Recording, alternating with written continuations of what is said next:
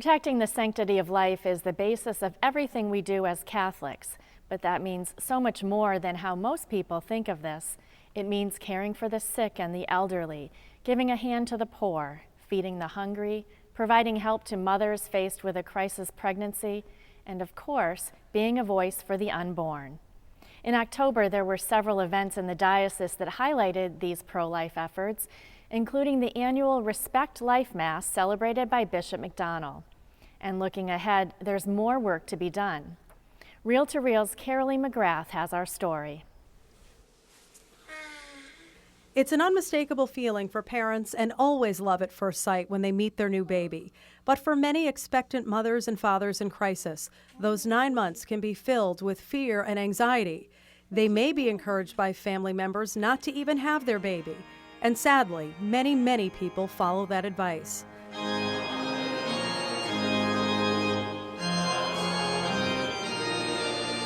At the Respect Life Mass at St. Michael's Cathedral in Springfield, Bishop Timothy McDonnell and all those gathered lifted up parents in crisis and their precious children. It's important that young women especially know that there are other choices and that life is very important and that they have the support of the whole community. Dozens of Knights of Columbus members led the procession at the liturgy. Well, the Knights of Columbus have made a special commitment to show respect for life in all its aspects, from conception right through natural death. Here locally, they've been helping to get sonograms for pregnant women. They've been helping with those who are hungry to feed them. They have the program to clothe the children who don't have enough clothing. There's so many things going on, and we don't realize how many people are in need in our area. So they've been working assiduously on that. Alberto Matos is a member of the Father Shea Council 11178 from Our Lady of the Lake Parish in Southwick. He also attends the Respect Life Mass each year. The respect for life, and that's kind of something that the Knights of Columbus has always done, and so we promote it, and we do a lot with children, as far as children with intellectual disabilities, handicapped children. That's just kind of something that we are a strong supporter for. The Respect Life Mass capped off Respect Life Month, which takes place during October. There were several activities Catholics took part in, including the 40 Days for Life campaign, which involves prayer and peaceful witness outside of Planned Parenthood in Springfield.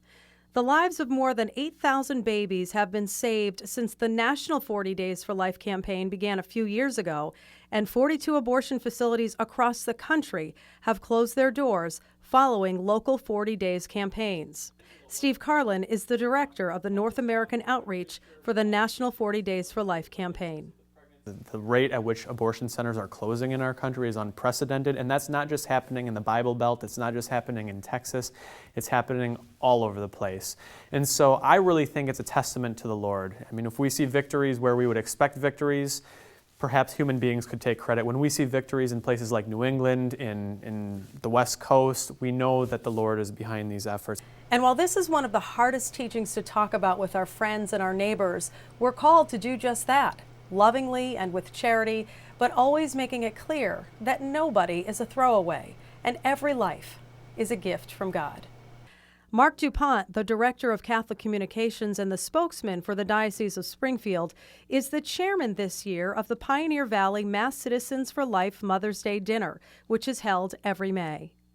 The sanctity of life from conception to natural death is key to our teaching, and it's something we just don't espouse on one day or 1 month of the year. It's something that we hold central to our teachings throughout, because we believe that all people are made in the image of God. And once you accept that belief, then you can understand why we see the life issue as a very holistic issue. We don't believe it's something that's off. We believe that's something that's very natural, that all people should be able to gather around and say there's a basic dignity to human life that needs to be protected. Now, that forces some tough decisions at some intersections of our lives. But we have to accept that that dignity and that human life rises above all these things, and we have to be out there and advocating for it. And as we approach the season of Advent and the birthday of Jesus, the baby that changed the world, we are called as Catholics to be light and to change hearts, one person at a time. Reporting for Reel to Reel, I'm Carolee McGrath.